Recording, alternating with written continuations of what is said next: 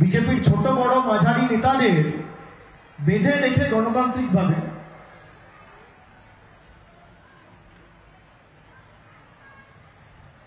এই ছোট বড় মাঝারি নেতাদের বেঁধে রেখে মিথ্যা কথা বলার কারণে, আপনি বলুন না, যদি কেউ আপনার বাড়িতে আসে, এসে আপনাকে মিথ্যে কথা বলে আপনাকে টুপি পরিয়ে একটা জিনিস বিক্রি করে দিয়ে চলে যায়, পরবর্তীকালে যদি ঝোলা নিয়ে আসে, আপনি কি করবেন?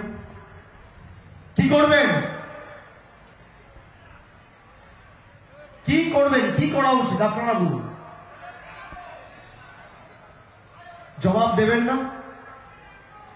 জবাব দেবেন না? 2019-এ আপনারা বিজেপিকে ভোট দিয়ে জিতিয়েছেন, 2021-এ আপনারা বিজেপিকে বিধানসভায় এতগুলো বিধায়ক করে পাঠিয়েছেন, তারপরেও আপনার টাকা বন্ধ, তারপরেও আপনাদের কাছে একদিন এসে মাথা নত করে আপনাদের স্বার্থকে সামনে রেখে কেন্দ্রের কাছে একদিন গিয়ে একটা বৈঠক করেনি। আপনি দেখান না, কুচবিহার, আলিপুরদুয়ার, জলপাইগুড়ি জেলা জুড়ে একটা বৈঠক হয়েছে 5 বছরে, নিশীথ প্রামাণিক করেছে বা জন বার্লা করেছে বা এদিকে আপনার জয়ন্ত বাবু করেছে, একটা বৈঠক দেখাতে পারবেন না। আমি সেই কারণে আপনাদের বলবো যে জনগর্জন কি সেটা এবার বোঝাতে হবে। বিজেপির কাছে সব আছে, আমাদের কাছে কিচ্ছু নেই। বিজেপির এত টাকা, বিজেপির এত বড় মেশিনারি, বিজেপি ভারতবর্ষের, দেশের, বিশ্বের সব থেকে বৃহৎ, সব থেকে বড় রাজনৈতিক দল বলে নিজেদেরকে দাবি করে। তাদের কাছে ইডি আছে, তাদের কাছে সিবিআই আছে, তাদের কাছে ইনকাম ট্যাক্স আছে, তাদের কাছে ইলেকশন কমিশন আছে, তাদের কাছে বিচার ব্যবস্থা আছে, তাদের কাছে সংবাদ মাধ্যম আছে, তাদের কাছে প্যারামিলিটারি ফোর্স, কেন্দ্রীয় বাহিনী আছে, আধা সামরিক বাহিনী আছে, সেন্ট্রাল ফোর্স আছে। তাও বিজেপি বাংলায় দাঁত ফোটাতে পারছে না। তার কারণ কি? তৃণমূলের কাছে কিচ্ছু নাই, কিন্তু বাংলার মানুষ আছে, আর কিচ্ছু লাগবে না। তাদের কাছে সব আছে কিন্তু কিচ্ছু নেই, আর তৃণমূলের কাছে কিচ্ছু নেই কিন্তু মানুষ আছে, তাই সব আছে। তাই জনতা জনার্দন যদি চায়, আপনার হাজার চেষ্টা করলেও আপনি গায়ের জোরে টাকা আটকে রাখতে পারবেন না। এবার যখন ভোট দেবেন, মাথায় রাখবেন 5 বছর আগে দুধের দাম কি ছিল, আর 10 বছর আগে 2014 আগে দুধের দাম কি ছিল, পাতিলেবুর দাম কি ছিল, রান্নার গ্যাসের দাম কি ছিল, তেলের দাম কি ছিল, রসুনের দাম কি ছিল, কেরোসিনের দাম কি ছিল। ডিম ছিল 3 টাকা, হয়ে গেছে 6 টাকা। রসুন 80 টাকা, হয়ে গেছে 430 টাকা। 40 টাকার ডাল 80 টাকা। পাতিলেবু প্রায় 180 টাকা কিলো। পাতিলেবুর দাম কত? কত দাম? মাথায় রাখবেন এগুলো। একদিকে মমতা বন্দ্যোপাধ্যায় লক্ষ্মীর ভান্ডার করে আপনার বাড়িতে, আপনার হাতে সরাসরি প্রতি মাসে 1000 টাকা দিচ্ছে, আর অন্যদিকে আধার আর প্যান কার্ডের লিঙ্ক করার নাম করে মোদী সরকার আপনার থেকে 1000 টাকা নিয়ে চলে যাচ্ছে। একদিকে দিদি দিচ্ছে আর একদিকে মোদী নিচ্ছে। আপনি কার সাথে থাকবেন, যে দিচ্ছে না নিচ্ছে, যে ভাষণ দিচ্ছে না যে রেশন দিচ্ছে? একবার জোরে বলুন, কার গ্যারেন্টি? দিদির গ্যারেন্টি না মোদির গ্যারেন্টি? জোরে বলুন, দিদির গ্যারেন্টি না মোদির গ্যারেন্টি? কার গ্যারেন্টি? কার গ্যারেন্টি? যে আমাদের মনের ভাষা বোঝে না, মুখের ভাষা বোঝে না, আমাদের মধ্যে থাকে না, পিছনে বাংলায় কি লেখা আছে পড়ে বলতে পারবে না, বাংলায় কথা বলতে পারে না, বাংলা লিখতে পারে না, বাংলা বলতে পারে না, সে বাংলার মানুষকে গ্যারেন্টি দেবে। কে গ্যারেন্টি দেবে, দিদি না মোদী? আরেকবার বলুন, মায়েরা বলুন, পিছনে যারা আছেন হাত তুলে বলুন, কার গ্যারেন্টি নেবেন? কার গ্যারেন্টি নেবেন? কার গ্যারেন্টি নেবেন? পিছনে কি লেখা আছে? জনগর্জন সভা। গর্জন কি? দিল্লির বাবুদের বোঝাতে হবে। জনগণের গর্জন বাংলা বিরোধীদের,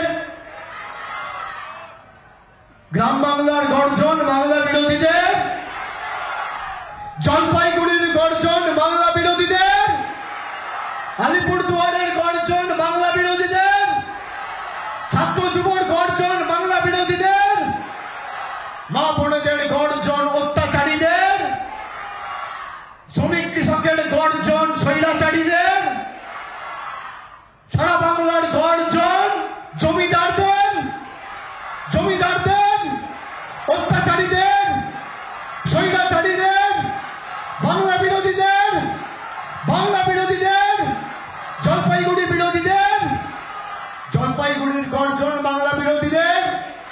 আলিপুর দুয়ারের গর্জন বাংলা বিরোধীদের, কুচবিহারের গর্জন বাংলা বিরোধীদের। খুঁটি পুজোটা আজকে করে দিয়ে গেলাম, বিসর্জনটা জুন মাসের আগে মে মাসের শেষ সপ্তাহে করে দেব। মানুষ খালি সাথে থাকুন। আমি আপনাকে বলছি কিচ্ছু লাগবে না, আপনার যাকে ইচ্ছা আপনি ভোট দিন, খালি নিজের অধিকারটাকে সামনে রেখে ভোট দিন। কারোর হিম্মত নেই আপনার অধিকার থেকে আপনাকে বঞ্চিত করে রাখবে, যত বড় নেতা হোক। প্রধানমন্ত্রী বলেছিলেন তো, আপনারা ভিডিওতে দেখলেন যে 2022 तक सबका छत का बंदोबस्त मेरा सरकार करेगा। আমরা 2024 সালের মার্চ মাসে রয়েছি, এখনো পর্যন্ত বাড়ির টাকা দেয়নি। এবারের ভোট জল, কল, রাস্তা আর নিজের মাথার ছাদের অধিকারকে সামনে রেখে। প্রতিবাদের ভোট, প্রতিরোধের ভোট, প্রতিশোধের ভোট। আপনারা প্রতিবাদ জানাতে ভোট দেবেন তো? প্রতিশোধ নিতে ভোট দেবেন তো? দেবেন তো? যেভাবে আপনাদের ভুল বুঝিয়েছিল, আর যারা এসছেন আজকে সবাই এই ভিডিওটা, আমি দেখুন কিছু বলতে পারি, সত্যি হতে পারে, বিজেপি কোনো নেতা কিছু বলতে পারে, সত্যি হতে পারে, মিথ্যে হতে পারে।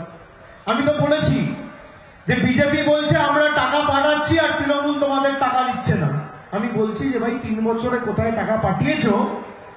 আবাসের টাকা 3 বছরে কোন অ্যাকাউন্টে এসছে তার নোটিফিকেশন কাগজটা খালি চেয়েছি। আমি তো অন্যায় করিনি। আমি বলেছিলাম বিজেপির কোন নেতা যদি আসতে চায়, এই দুটো পোডিয়াম রেখেছিলাম, যে একদিকে আমি দাঁড়াবো আমার তথ্য পরিসংখ্যান নিয়ে, একদিকে বিজেপির নেতা দাঁড়াবে তার তথ্য পরিসংখ্যান নিয়ে। আসেনি, ভয়ে লেজ গুটিয়ে পালিয়েছে। পাগলা খাবি কি ঝাঁঝে মরে যাবে।